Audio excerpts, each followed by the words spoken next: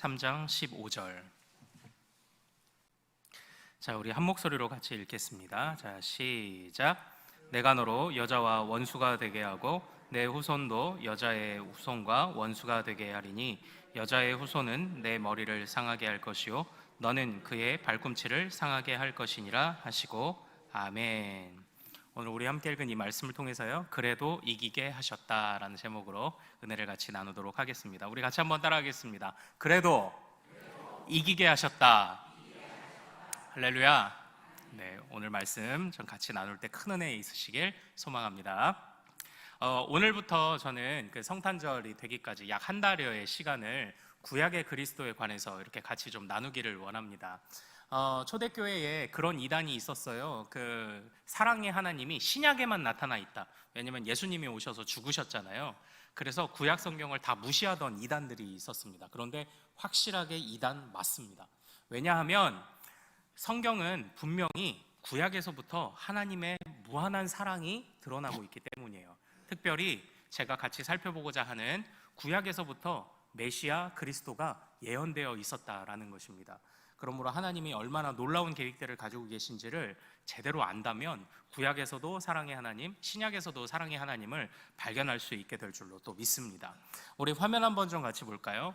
서기 한 300년경, 300년대에 지금 성 암브로조 교회에 남아있는 석관에 새겨진 조각입니다. 제목이 이미 뭐 나와 있지만 만약 제목 없이 그냥 저 조각만 본다고 하면 사실 잘 모르시겠죠. 초대교회 성도들은요, 저런 식으로 그 예수님의 그 탄생을 묘사하는 경우가 많이 있었다고 그래요. 그때에 보면 동물이 두 마리가 있지 않습니까? 그 저 동물들이요, 한 마리는 소고 한 마리는 나귀래요. 그 당시에 유대인을 상징하던 것들이 바로 소라는 동물이고요, 그리고 이방인을 상징하는 동물이 나귀라고 하더라고요. 그들의 문화였던 것 같습니다. 그래서 이게 그 죽음을 맞이한 그 사람의 석관에 새겨져 있으니까, 부활 소망을 가진 사람의 석관에 새겨져 있으니까 이게 허튼 고백은 아닐 거예요. 그러니까 초대교회는요, 하나님께서 와 유대인과 이방인을 하나 되게 하셨다, 구원하셨다, 차별 없이 구원하셨다, 이런 감격이 좀 넘쳐나던 시기였던 것 같습니다. 그러다가 이제 훌쩍 뛰어넘어서 이제 중세 시대로 돌아오면, 다음 화면 한번 볼까요? 1300년경에 비잔틴 미술 계열이라고 하는 그림을 보면은 이때부터는 가난하지만 모친과의 유대감을 이렇게 표현하고 있는 그런 예수님을 많이 그렸대요. 그래서 그냥 덜렁 누워있는 그리스도가 아니라 바로 이렇게 안겨있는 그리스도, 이런 그림들을 또 많이 그렸다고 합니다. 조 시대에는 그러니까 그 아마 이제 400년대 고즈음에 그 마리아를 그 하나님의 어머니라고 해서 그렇게 높이는 그런 결의를 하게 됐었거든요. 이제 그 전통 아래에서 아마 이 성모라고 하는, 우리는 지금 그걸 받아들이지는 않죠. 그 마리아와 아기 예수님이 교감하고 있는 그런 장면들을 저 때는 좀 많이 묘사를 했다고 합니다. 또 이제 마지막으로 다음 화면 한번 좀 볼까요? 지금은 이제 한 200년경이 지난 1500년대에 있는 그림입니다. 이 그림에서 좀 특이한 점을 하나 찾으실 수 있겠습니까?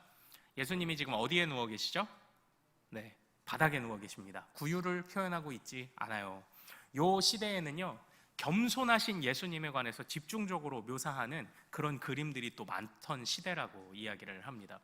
이처럼 시대별로 나라별로요, 예수님의 탄생에 관해서 저마다의 문화와 저마다의 생각들로 그 예수님을 이렇게 표현하는 또 그런 그림들과 또 그런 방식들이 있었다라는 겁니다. 사랑하는 여러분, 제가 그래서 여러분들에게 질문을 하나 드려보고 싶습니다. 우리는 성탄을 어떻게 표현하고 있습니까? 우리는 성탄의 기쁨을, 감사를 어떻게 표현하고 있나요? 그냥 성탄 축하 예배, 또는 우리 자녀들 하고 계신 성탄 발표회, 그 정도를 하지 않습니까? 그런데 저는 언젠가 그런 생각이 한번 들더라고요. 혹시 우리가 이 연말 분위기는 좀 이렇게 들떠 있지 않습니까? 연말 분위기에 편승해서 그냥 성탄절도 그냥 기쁘다 이런 식으로 그냥 퉁치고 가는 거 아닌가? 그런 생각이 좀 한번 들더라고요.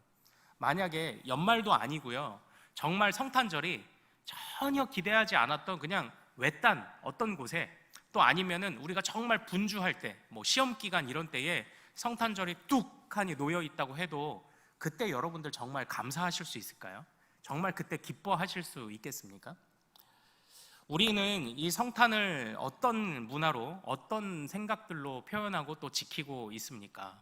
그런 점에서 우리가 정말 이 성탄의 의미를 제대로 알아가는 것이 참 중요하다는 생각이 들어요.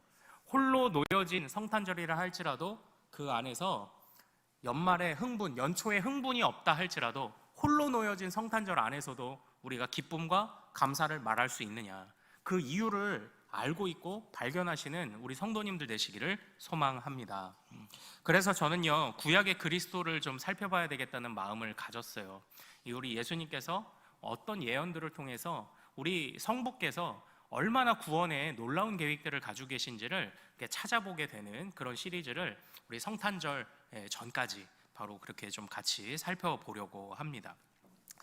참고로 12월 25일은요, 그 로마 시대의 그 동지의 축제, 어떤 그 수학의 기쁨을 또 누리고 하는 동지의 축제 때, 그때의 그 일종의 그때 태양신을 섬기고 이제 우상들을 섬기던 시대잖아요. 그들에게 이제 제사 지내고 기뻐하던 동지 축제의 날을 우리가 성탄절이라는 것으로 바꾼 것입니다. 그렇기 때문에 사실 예수님이 생일이 언젠지는 몰라요. 그러니까 와, 우리 태양신이 우리에게 이렇게 좋은 열매를 줬다 감사하던 때를 이제는 300년대에 기독교가 공인되고 또 국교로 선포되면서 제대로 깨닫게 된 거잖아요. 야, 알고 보니까 태양신이 아니었어, 하나님이었어. 그래서 그때를 성탄절로 기념하기 시작을 했던 겁니다. 뭐 역사적으로 남아있는 기록을 보면 그럼 초대교회, 더 이전 초대교회는요 1월 달에 이제 몇 차례 나눠서 수시로 그냥 주님의 오심을 또 기억하는 때가 있었다고 해요. 그래서 제가 한 가지 제안을 합니다. 성탄 절은요 그 예수님 생일 축하하는 시간이 아닙니다. 예수님 생일 축하해요 이런 얘기 하시면 안 됩니다.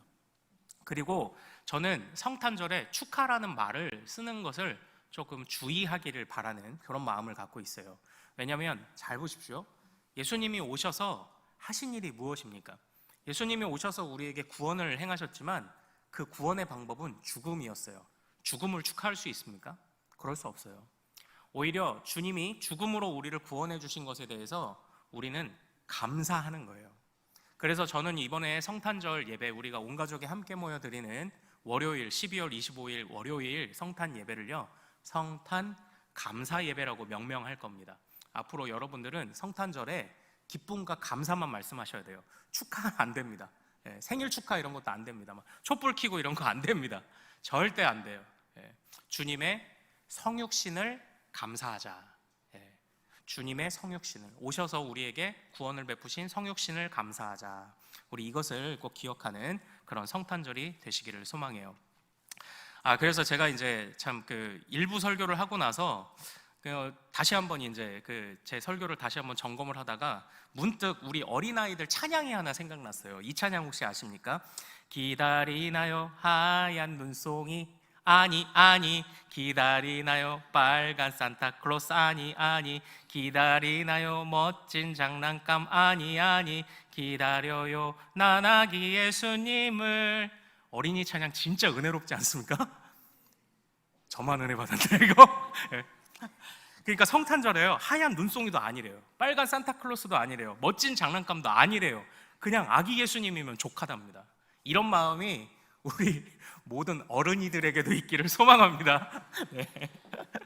자, 이제 오늘 본문으로 한번 가볼게요. 그래서 오늘 본문은요 너무 잘하시는 말씀이죠. 창세기 3장 15절.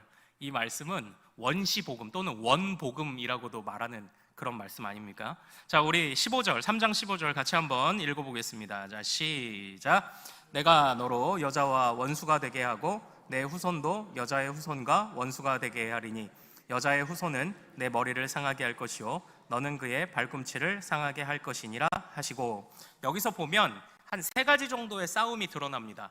너와 여자, 너의 후손과 그리고 여자의 후손, 그리고 너는 발꿈치를, 그리고 그는 너의 머리를 이라는 한 3가지 정도의 이 싸움의 양상이 이제 등장하는 바로 그런 본문입니다.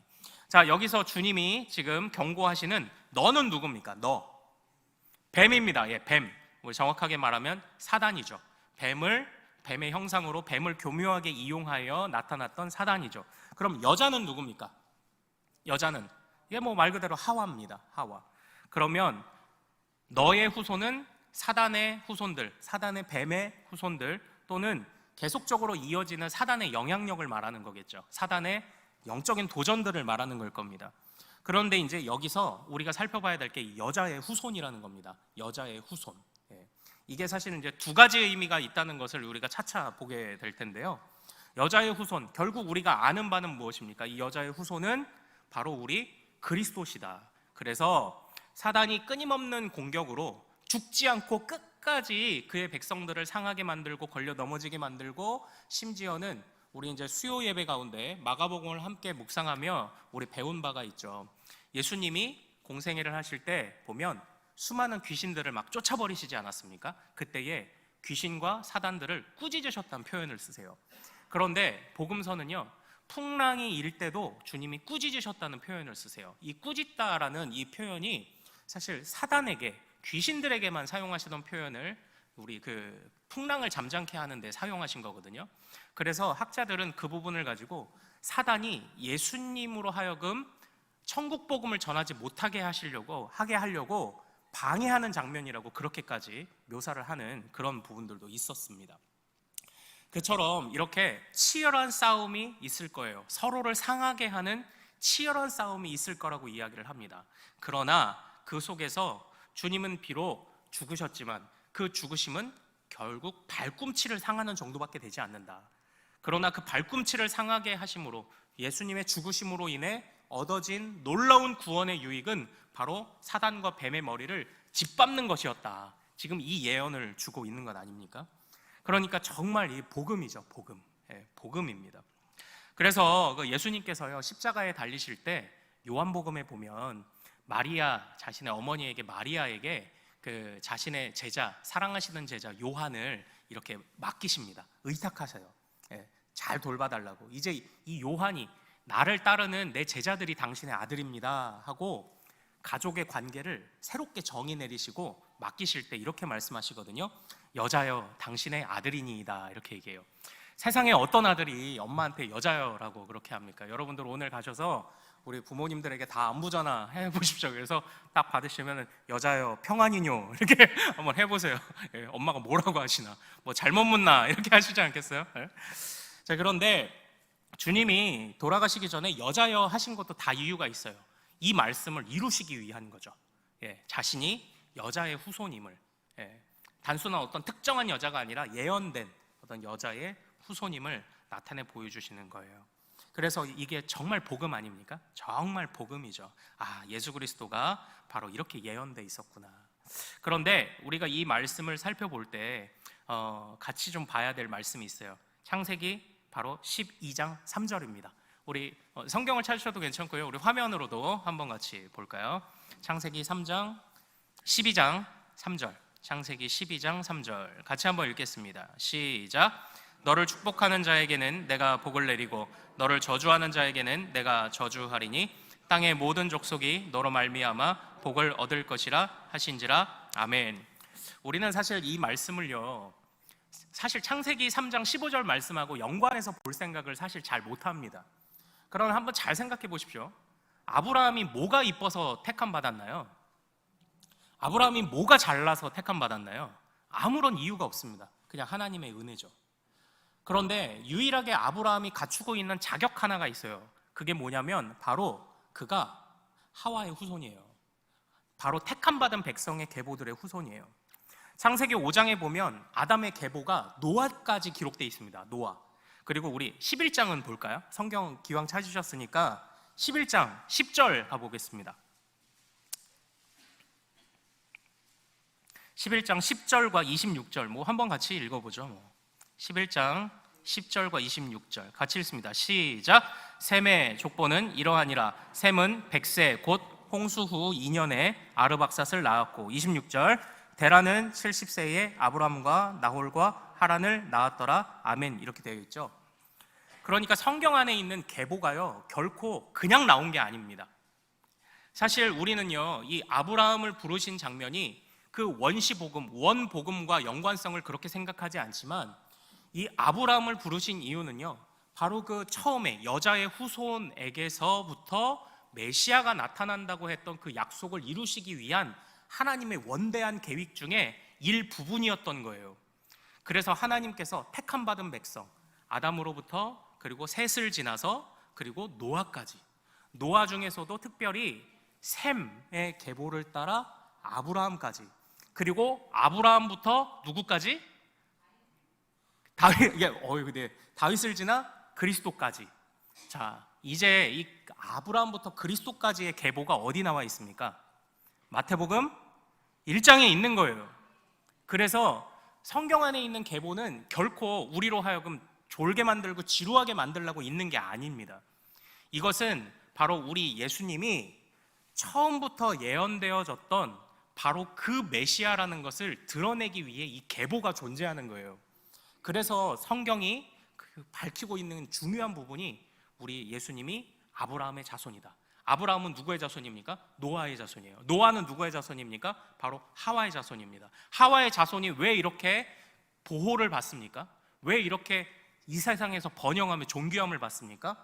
그들이 잘나서 그런 게 아닙니다. 하나님이 여자의 후손에게서 메시아를 주시겠다고 하셨던 그 약속 때문인 거예요.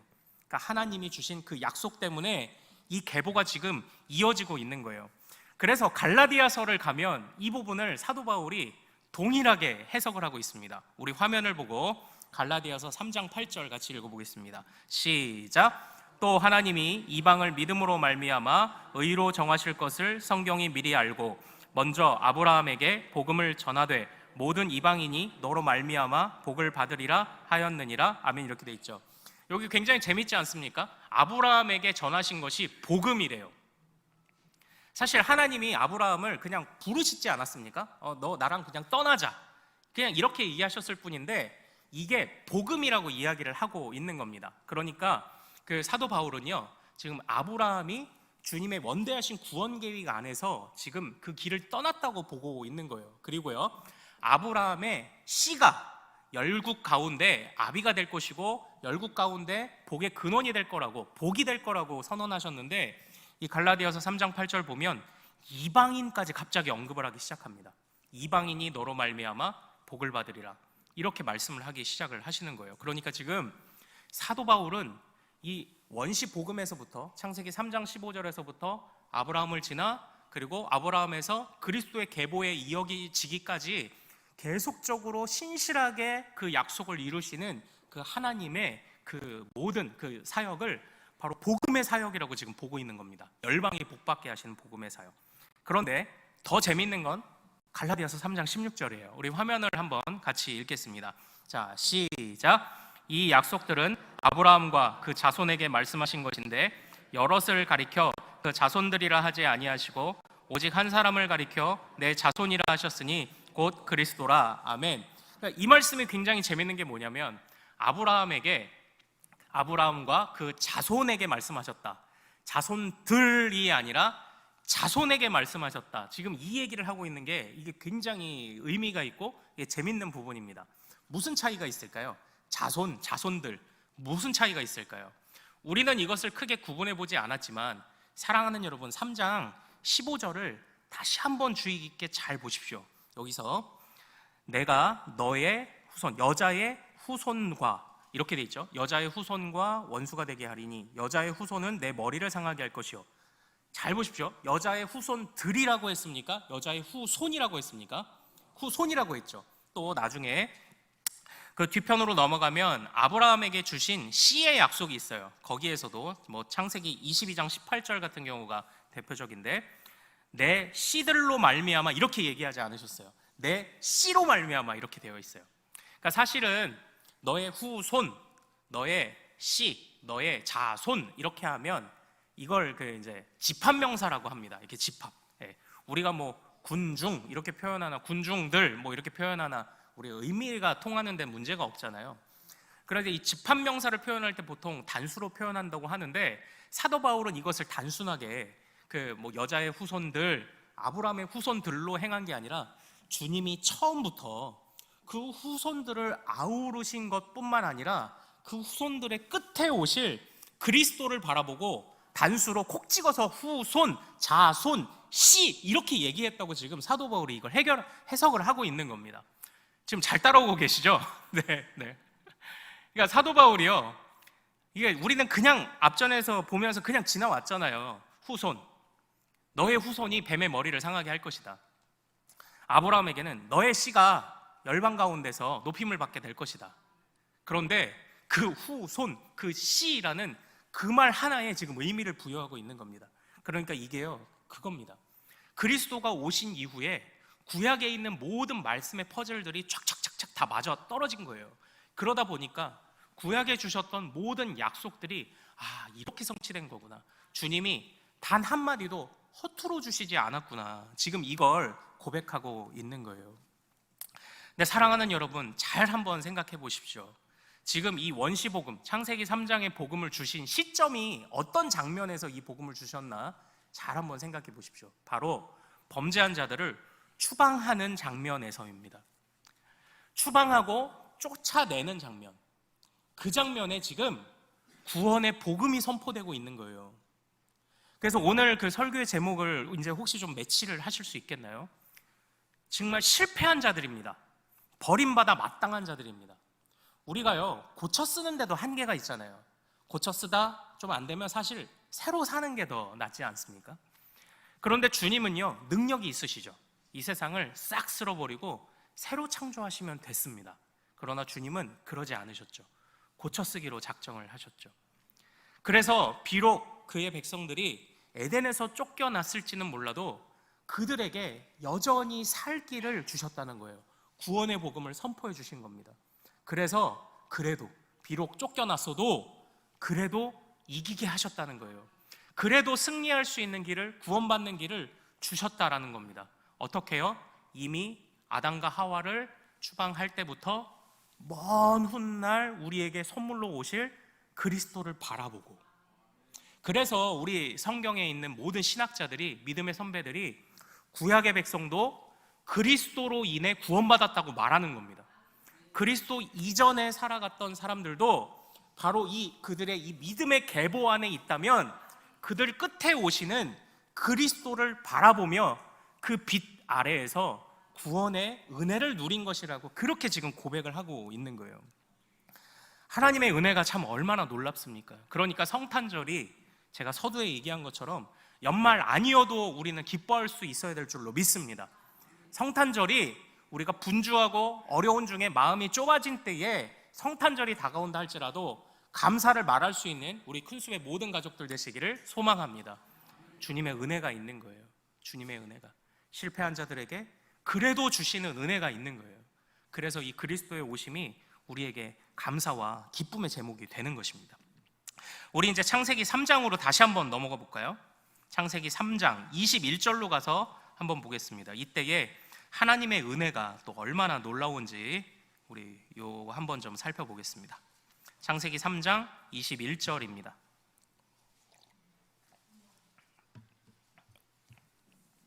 자, 같이 한번 읽겠습니다. 시작. 여호와 하나님이 아담과 그의 아내를 위하여 가죽옷을 지어 입히시니라. 아멘. 그러니까 어떤 분들, 어떤 학자들은 이 가죽옷을 만들려면 어떻게 해야 됩니까? 가죽옷을 만들려면 일단 동물이 있어야 되고, 산채로 껍질을 벗겨요? 동물을 잡아야죠. 잡으려면 뭐가 나옵니까? 피가 나오죠. 그래서 가죽옷도 구원이다 이렇게 말씀하시는 경우도 있는데요.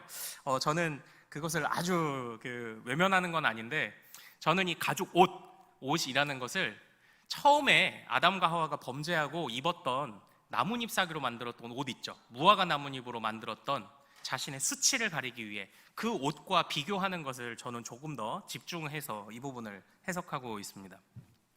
처음에 무화과 나뭇잎으로, 그 무화과 나뭇잎 아시나요? 무화과 나뭇잎 아십니까? 삼지창, 사지창 이렇게 생겼죠? 그걸로 이렇게 몸을 가려본다고 한번 생각해 보십시오. 이걸 어떻게 가려요?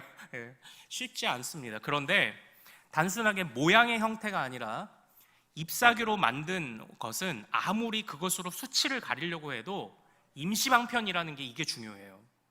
잎사귀로 만든 옷은 금방 시들어 버리고 맙니다. 그리고 불완전해요.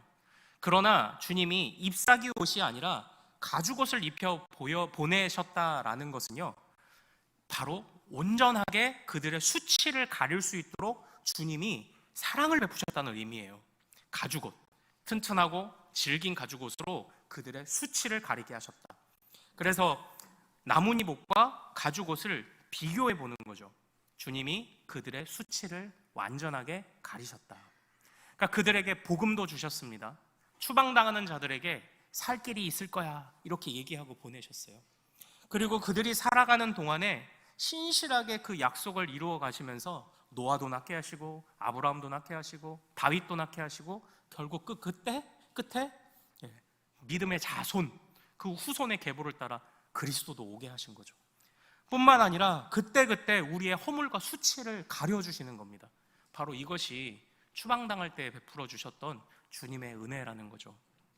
사랑하는 여러분, 오늘날 우리도 바로 이 은혜를 받은 사람들인 것을 절대 잊지 않으시기를 소망합니다.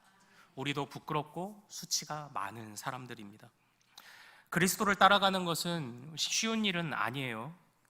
자기 십자가를 지고 지는 것은 정말 쉬운 일이 아닙니다. 그러나 어떤 불치병 환자에게 치료의 방법이 새로 발견되었다라고 한다면 이 사람이 아마 눈이 번쩍 뜨이지 않을까요? 비록 치료의 방법이 발견되긴 했는데 아마 배를 많이 갈라서 상당 부분 절개해서 수술을 해야 될 겁니다 라는 말을 들을지라도 무섭긴 하고 긴장도 되지만 그것만이 살 길이라면 기회와 방법이 있다는 것만으로도 감사하게 될 것입니다. 우리가 그리스도를 따라가는 것은 이 세상에서 쉬운 일은 아닐 겁니다. 그러나 그럼에도 불구하고 구원의 기회로 주어졌기에, 그리고 구원의 유일한 방법으로 주어졌기에 때로는 우리의 살을 애는 듯한 고난이 찾아온다 할지라도 우리는 그 복음을 붙잡아야 하지 않겠습니까? 그래야 참으로 믿음으로 반응하는 자들인 것이죠.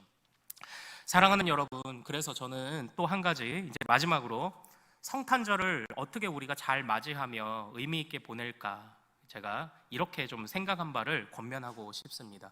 우리의 미련함을 많이 봐야 됩니다. 하나님 앞에 우리의 허물을 많이 고백해야 됩니다. 우리가 낮아지면 낮아질수록 우리가 패배하고 넘어지는 순간에서부터 복음을 주셔서 살 길을 열어주시는 주님이 크게 보일 거예요. 그러니까 성탄절을 향해 갈수록 우리 정말 한 달 동안 우리의 영성 관리를 좀 제대로 한번 해봅시다.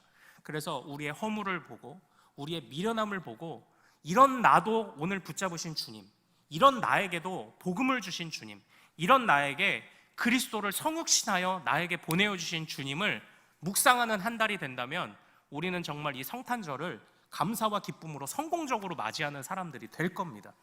사랑하는 여러분, 주님은 우리를 그래도 이기게 하실 것입니다. 우리가 실패하고 넘어지고 미련할지라도 그래도 우리를 이기게 하시는 주님의 은혜가 창세 때부터 예비되어 있었음을 절대 잊지 않으시는 우리 모든 큰수배 가족들 되시기를 소망합니다. 우리 같이 하나 찬양하고 좀 기도하기를 원하는데요. 아바 아버지, 우리 같이 찬양하겠습니다.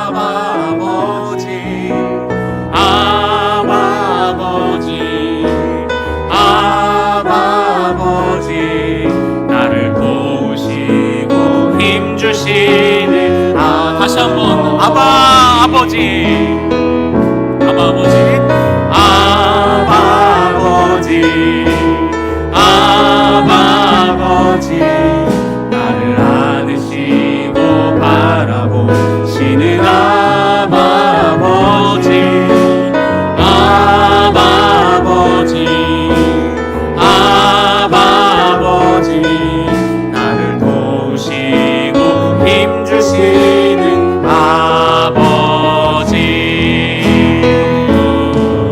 주는 내 맘을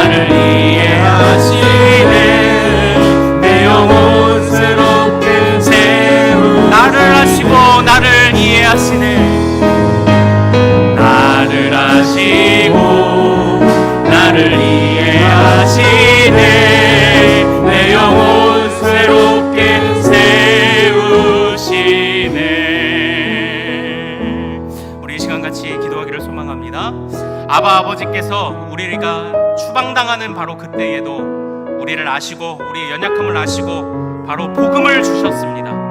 또한 그 복음을 신실하게 이루시기 위하여 정말 믿음의 백성들이 계보를 이어 살게 하셨고, 또한 그 계보 끝에 그리스도가 오셨고, 또 그리스도를 구주로 고백하는 모든 이방인과 오늘날 우리들, 아니 세계 열방 모든 사람들이 바로 그 믿음의 자손이 되게 하시는 놀라운 은혜를 성실하게 이루셨고 또한 이루어 가시는 줄로 믿습니다.